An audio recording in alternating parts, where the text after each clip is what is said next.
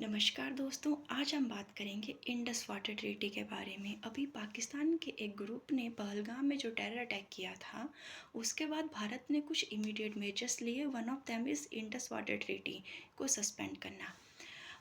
अब हम जानेंगे कि है क्या ये इंडस वाटर ट्रीटी। तो 1960 में भारत और पाकिस्तान के बीच में ये ट्रीटी साइन हुई थी वर्ल्ड बैंक की हेल्प से, जो कि इंडस रिवर है और इसकी 5 ट्रिब्यूटरीज हैं, सतलुज, ब्यास, रावी, चिनाब और झेलम। इनके वाटर शेयरिंग को लेकर कि इनका पानी कितना किस देश को मिलेगा, कुछ टाइम से इनकी लड़ाई चल रही थी और 9 साल की नेगोशिएशन के बाद ये ट्रीटी साइन की गई थी।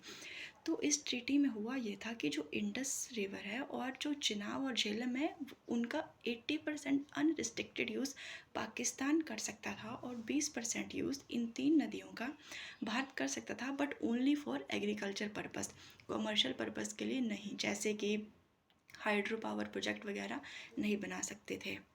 और जो सतलुज, ब्यास, रावी 3 नदियाँ थी, इनका यूज़ भारत कर सकता था। उनका 80% यूज़ इसलिए वो अनरिस्ट्रिक्टेड वे से कर सकते क्योंकि उन तीनों में वाटर का फ्लो ज़्यादा था, इसलिए उन रेस्ट 20% यूज़ हमें दिया गया था एग्रीकल्चर पर्पस के लिए। अब इस ट्रीटी को साइन कर दिया गया था, पर हुआ ऐसा था कि एक हाई कमीशन बनाई थी जिसकी साल में एक बार मीटिंग होना कंपलसरी था।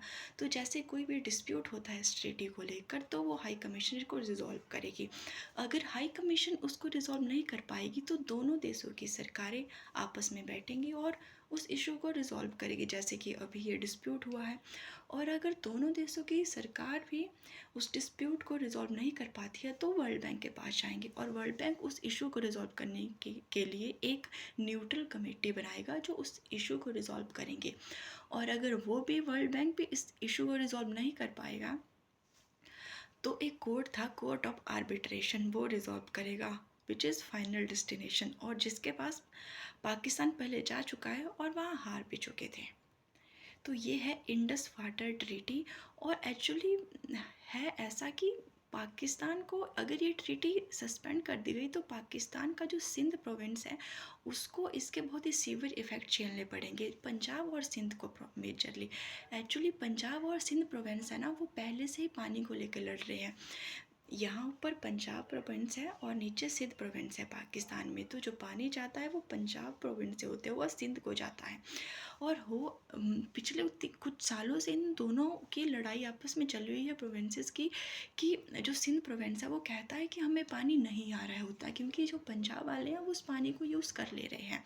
और अभी जो पंजाब के मिनिस्टर्स, पंजाब प्रोविंस पाकिस्तान के मिनिस्टर ने एक डिसीज़न लिया था कि वो कनाल बनाएंगे और अपने वाटर को यूटिलाइज़ करेंगे। तो सिंध के एक मिनिस्टर हैं, सिंध प्रोविंस के एक मिनिस्टर है, उन्होंने एक स्पीच दी थी आई थिंक 2024 में कि अगर उन्होंने ऐसा कुछ किया तो हम तो मारे जाएंगे, कि हमारे पास तो पानी आएगा नहीं। तो इनके ना आपस में भी बहुत सी काफ़ी टाइम से लड़ाइयाँ चली है पानी को लेके। और after the suspension of Indus water treaty तो इनको तो और ज़्यादा झेलना पड़ेगा।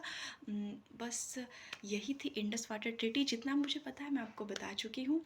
और अभी मेरा एक क्वेश्चन है इसके रिगार्डिंग कि क्या मुझे बता सकते हैं जब ये ट्रीटी साइन हुई थी उस समय भारत के प्रधानमंत्री कौन थे।